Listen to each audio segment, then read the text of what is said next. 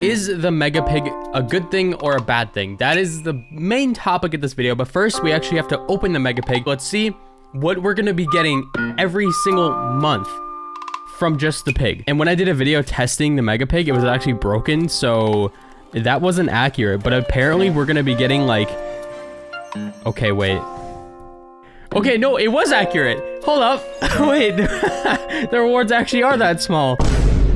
So it's basically a bunch of star drops as your main reward, because you get 20 of these. I guess it wasn't very broken. I guess I actually was getting the maximum rewards in that video, but I just wasn't getting the star drops that I was supposed to get. I was only getting like 3. We have this account, and then we also have my mini account, which is where the carry went in. But I also have to bring up a huge conversation about the matchmaking in the Mega Pig.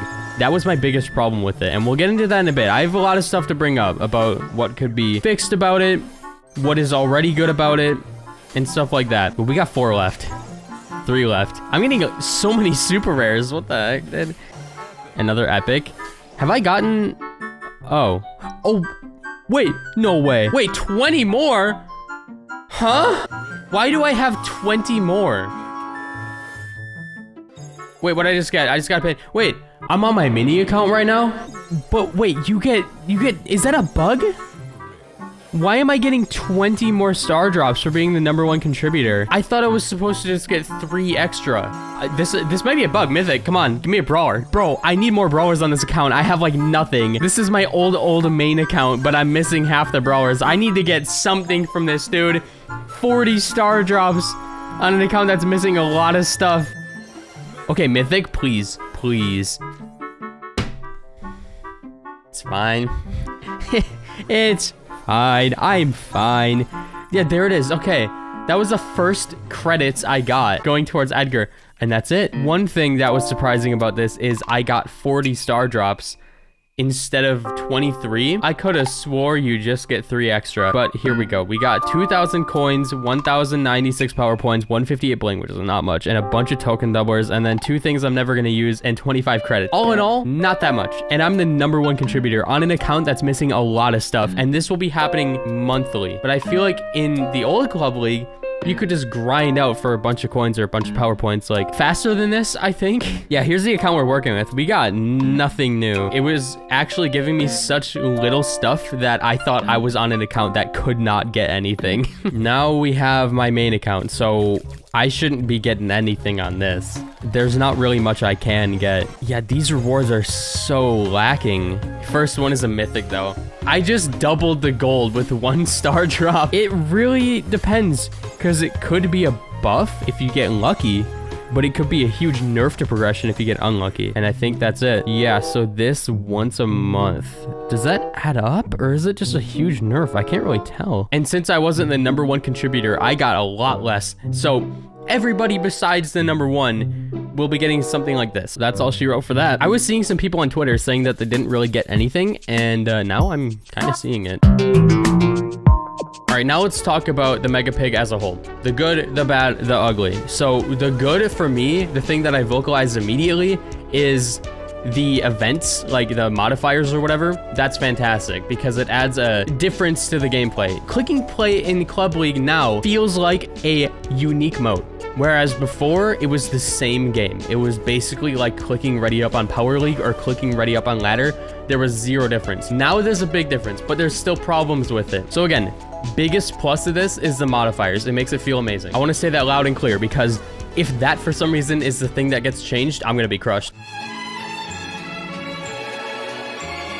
So I did a test. In this test, I tested the events, like the modes and maps that you would get. I tested the matchmaking, which is the biggest fault that I have with this. But in my test, I played 36 matches. In 17 of those, so like basically 50%, I got the same gem grab event. I just got spammed with gem grab. Sometimes it was like 6 times in a row, I'd just get gem grab. I feel like the event is missing certain modes. Like they could probably throw like siege into it, or just heist, or I don't know, man. It feels like there's only a couple things that you can even get. And even on the modes that you get, there's only a couple maps. I kept getting gem grab double swoosh like every single time. I think in total, there's only like 6 different maps, maybe 8, but it's really not that many. So if that's an option, then I think it would be cool if they would increase the map and mode amount in the event.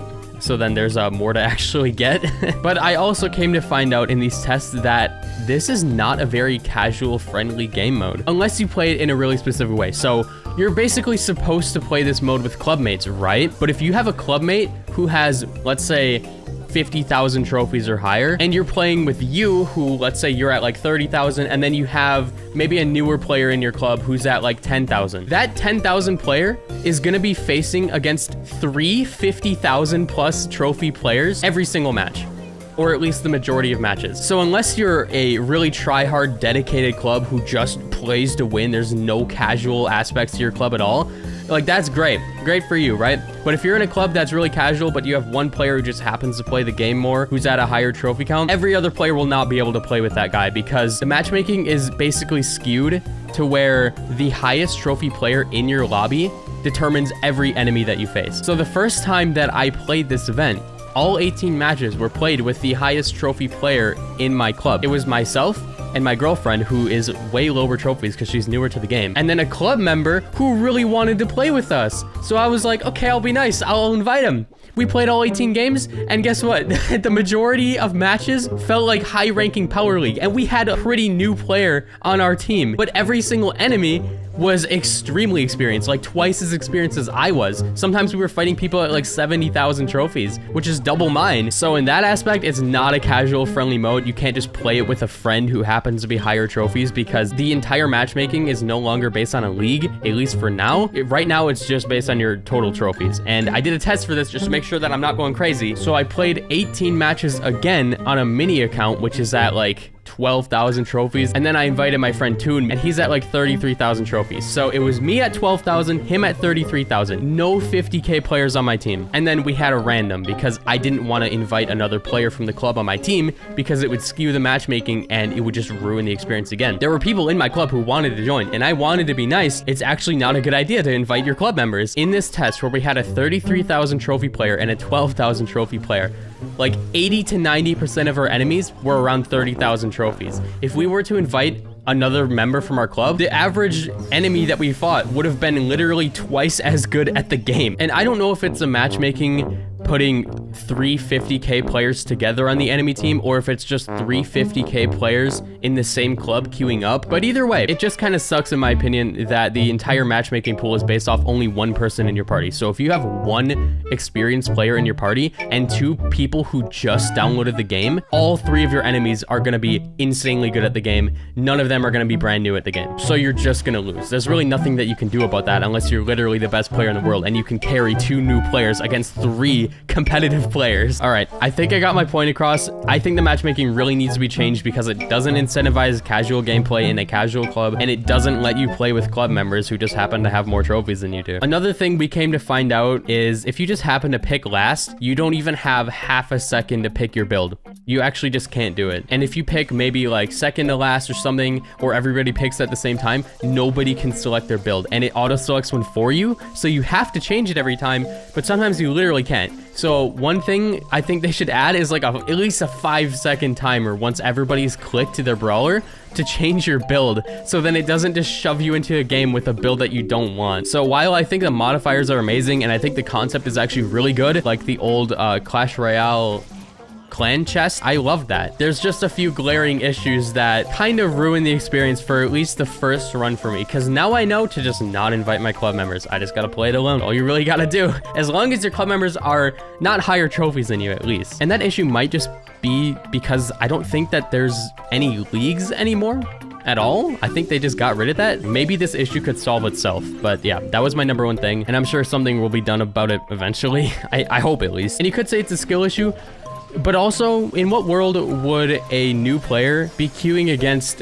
3 competitive players? That just doesn't really happen. And then when I played with Toon, which was just him and I, we won almost every single game. We won so hard that I went from like one of the last placements in my club to number 1. So what I found out about this is it's better to just queue with people around your trophy range and then have a random, because the randoms that we got were consistently like almost the exact same trophies as Toon. What really sucks about that is in the club chat the whole time, people were like, hey guys, can we help? And then they had like 50,000 trophies. So it's like, they really want to help, They just want to play the game, you know, they want to help out with getting wins. But if they were to join, it would actually just be the opposite of helping. Club members can help by not playing the game. And that's not good. And all that for some kind of low tier rewards comparatively to other stuff that you can get in the game. It makes me feel like it's not the most like worth it thing in the world to do in the game. At the same time though, there are some positives to it. So if some of these negatives could get fixed, then I think that this will be like a net good. I love the concept of it. I love the modifiers that it has. It just needs some fine tuning. But yeah, that's gonna do it. It was a pretty chatty video today. Usually don't do this, but yeah, subscribe if you don't like token doublers, and I'll see you later. Bye-bye.